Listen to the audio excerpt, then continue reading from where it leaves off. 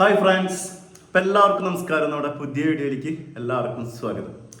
വീണ്ടും നമ്മുടെ ഇൻഡസ്ട്രിയിൽ അന്യഭാഷാ ചിത്രങ്ങൾ അരങ്ങോഴാണ്.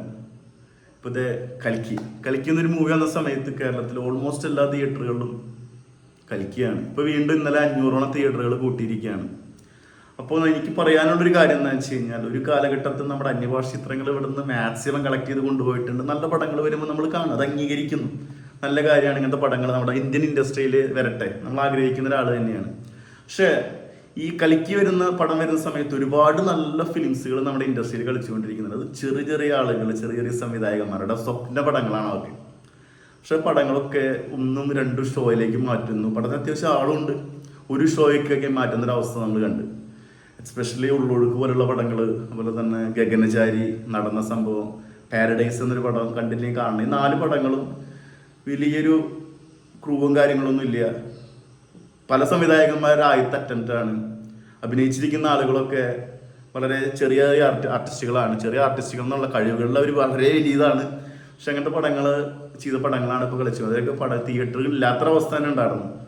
പല പടങ്ങളൊക്കെ മാളിൽ മാത്രമേ ഉണ്ടായിരുന്നുള്ളൂ, മൾട്ടിപ്ലക്സിൽ മാത്രമേ ഉണ്ടായിരുന്നുള്ളൂ.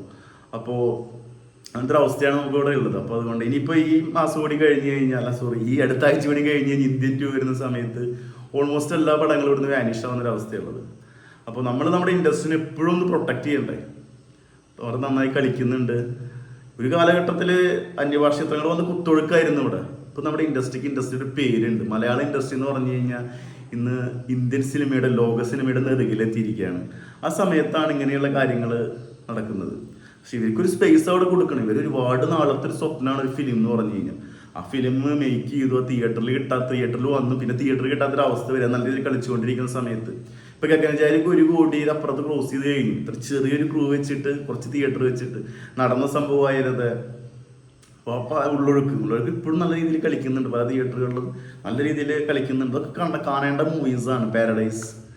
അപ്പോൾ ഇങ്ങനത്തെ പടങ്ങൾക്ക് ഒരു സ്പേസ് അവിടെ കൊടുക്കണ്ടേ. ഇപ്പോൾ നമുക്ക് ഒരുപാട് സംഘടനകൾ കാര്യങ്ങളൊക്കെ ഉണ്ട്. ഇവരൊക്കെ ശ്രദ്ധിക്കേണ്ട കാര്യമാണ്. എല്ലാവരും ഇൻഡസ്ട്രി ലാഭത്തിന്റെ പിന്നാലെയാണെന്ന് മനസ്സിലായി. അതുകൊണ്ട് ഇങ്ങനത്തെ പടങ്ങളൊക്കെ നമ്മൾ പ്രൊമോട്ട് ചെയ്യേണ്ട അത്യാവശ്യമാണ്. നല്ല സിനിമകളാണ്. ഒരു മോശം പടത്തിനെ പ്രൊമോട്ട് ചെയ്യാനല്ല പറയുന്നത്, നല്ല സിനിമയാണ് പ്രൊമോട്ട് ചെയ്യാൻ പറയുന്നത്. അതെല്ലാവരും ശ്രദ്ധിക്കേണ്ട കാര്യം തന്നെയാണ്. നമ്മുടെ ഇൻഡസ്ട്രി അമ്മ എന്ന് പറഞ്ഞ സ്ഥലം ഇതായിട്ട് റിലേറ്റഡ് ആയിട്ട് ഒരുപാട് സംഘടനകളുണ്ട്. അവരിതൊക്കെ ശ്രദ്ധിക്കണം. ഒരു സ്പേസ് എപ്പോഴും നമ്മുടെ ഇൻഡസ്ട്രിക്ക് വേണം. ഇപ്പോൾ ഒരു 2-3 മന്ത്സ് മുമ്പ് വരെ തമിഴ് ഇൻഡസ്ട്രിയിൽ നിന്നൊരു പടമില്ല, മഞ്ഞുമൽ ബോയ്സ് പോലുള്ള പടങ്ങളും പല പടങ്ങളും അവിടെ പോയിട്ട് കളിച്ച് തിയേറ്റർ ഹൗസ്ഫുള്ളാവുന്ന അവിടുത്തെ പല തിയേറ്ററുകാരുടെയും റെസ്പോൺസ് നമുക്ക് കിട്ടിയിരുന്നു. ചെന്നൈയിലൊക്കെ ഉണ്ടായ സംഭവങ്ങളൊക്കെ റെസ്പോൺസ്, തിയേറ്റർ റെസ്പോൺസ് ആയിരുന്നു. വെച്ചാൽ നല്ല പടങ്ങൾ അവിടെ വന്നിട്ടില്ല. ഇപ്പം അടുത്ത് വന്നൊരു പടം എന്ന് പറഞ്ഞാൽ മഹാരാജയാണ്. അതിവിടെ നല്ല രീതിയിൽ നമ്മൾ വരവേൽപ്പ് കൊടുക്കുന്നുണ്ട്, ആളുകൾ കയറുന്നുണ്ട്, എല്ലാം ഉണ്ട്. പക്ഷെ നമ്മുടെ ഇൻഡസ്ട്രിക്ക് ഒരു സ്പേസ് എന്തുകൊണ്ട് കൊടുക്കുന്നില്ല? എല്ലാവരും ലാഭക്കച്ചവടം മാത്രമാണ്. പിന്നെ അതിനെതിരെ വേട്ടയാടാൻ കുറേ പേരുണ്ട്. ചെറിയൊരു പടങ്ങളെ കയറുന്നൊക്കെ ആ പടങ്ങൾ പ്രൊമോട്ട് ചെയ്യുന്ന ആളുകളെ കുറ്റപ്പെടുത്തുന്ന കാര്യങ്ങൾ ഒക്കെ. ആ പടം കാണാൻ ആളുകളുടെ കയറപ്പെട്ടോ. നിങ്ങൾക്ക് എന്താ ബുദ്ധിമുട്ട്? പ്രത്യേകിച്ച് മീഡിയാസ്. നല്ല പടങ്ങൾ കാണാൻ ആളുണ്ടെങ്കിൽ അവർ കയറിക്കോട്ടെ. ഇവരൊന്നും പടം നല്ല പടമാണെന്നെങ്കിൽ മാത്രമാണ് എത്ര ആളെ കയറ്റിയാലും ആ പടത്തിന് പിന്നെ ആൾ കയറുള്ളൂ. ഒരു ഫിലിമിന് എത്ര ആളെ കയറ്റാൻ പറ്റും? ഒരു ദിവസം എത്ര ആളെ കയറ്റാൻ പറ്റും? എത്ര ആളെ കയറ്റിയത് നല്ല അഭിപ്രായം ഒരു മക്സപ്പിൽ പോട്ടെ, പോയാലല്ല ആള് കയറുള്ളൂ. എനിക്കൊരു അനുഭവം ഉണ്ടായി. ഞാൻ ഇപ്പൊ അൺഎക്സ്പെക്റ്റഡ് ആയിട്ട് പട്ടാപകരം എന്നൊരു പടത്തിന് പോയി. എനിക്ക് മോനെ അതിനെ കുറിച്ച് ഡീറ്റെയിൽ വീഡിയോ ഞാൻ ചെയ്യാം, അത് പറയാം. അപ്പോൾ ആ പടം എപ്പോഴും കളിക്കുന്നുണ്ട് ഇവിടെ, എന്തിനാണെന്ന് തോന്നിപ്പോകും. അപ്പോൾ ഇങ്ങനത്തെ സംഭവം ഇവിടെ നടക്കുന്നുണ്ട്. ഇപ്പം അടുത്ത ആഴ്ച ഇന്ത്യൻ 2 വരും. ഇന്ത്യൻ 2 വന്നു കഴിഞ്ഞാൽ 2-3 വീക്സ് ആ പടത്തിൻ്റെതായിരിക്കും. പിന്നെ ഈ സൂപ്പർ സ്റ്റാർ മമ്മൂട്ടി, മോഹൻലാൽ പോലത്തെ പടങ്ങളൊക്കെ വരുന്ന സമയത്ത് കുഞ്ഞു പടങ്ങളോട് കുറെ കിട്ടും. നല്ല പടങ്ങളാണ് കേട്ടോ.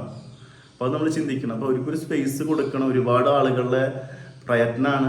ഒരുപാട് ആൾക്കാർ ഒരു ഫിലിം മേക്കറെ സംബന്ധിച്ച് ഏറ്റവും വലിയ സ്വപ്നമാണ്. ഒരുപാട് പേരെ പൈസയാണ്, എഫേർട്ടാണ്. അതൊക്കെ നമ്മൾ മനസ്സിലാക്കുന്നുണ്ട്. അതിനൊക്കെയാണ് സംഘടനകൾ വേണ്ടത്, പ്രൊമോട്ട് ചെയ്യാനൊക്കെ വേണ്ടത്.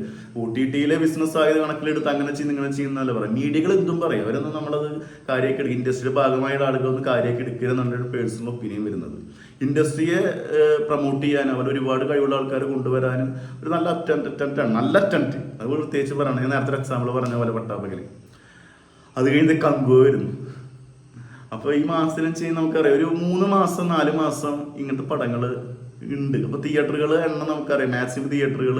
അതിനിടയ്ക്ക് വരുന്ന ചെറിയ ചെറിയ പടങ്ങളൊന്നും ശ്രദ്ധയിൽപ്പെട്ടാണ്. അതിനിടയ്ക്ക് നമ്മൾ സൂപ്പർ സ്റ്റാറുകൾ മമ്മൂട്ടി, മോഹൻലാൽ, പൃഥ്വിരാജ്, ദുൽഖർ, അങ്ങനത്തെ സ്റ്റാർ വാല്യൂ ഉള്ള ഒരുപാട് നടന്മാർ ഒരുമിച്ച് കൂടി ചെയ്യുമ്പോൾ അവരൊക്കെ പെട്ടുപോവാണ്. എത്ര പടങ്ങളാണെന്നറിയാം പെട്ടുപോയിട്ടുള്ളത്.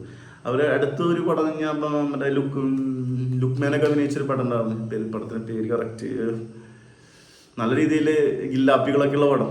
പടത്തിന്റെ പേര് നാല് തുമ്പത്തുണ്ട്. ആ പടമൊക്കെ ജസ്റ്റ് നല്ല രീതിയിൽ കളിക്കുന്ന സമയത്താണ് വേറെ പടം വന്നപ്പോൾ അത് മാറ്റേണ്ടി വന്നത്. സൂപ്പർ സ്റ്റാർ പടങ്ങളൊന്നും മാറ്റേണ്ടി വന്നത്. അപ്പൊ അങ്ങനത്തെ ഒരു അവസ്ഥ ഇവിടെ ഉണ്ട്.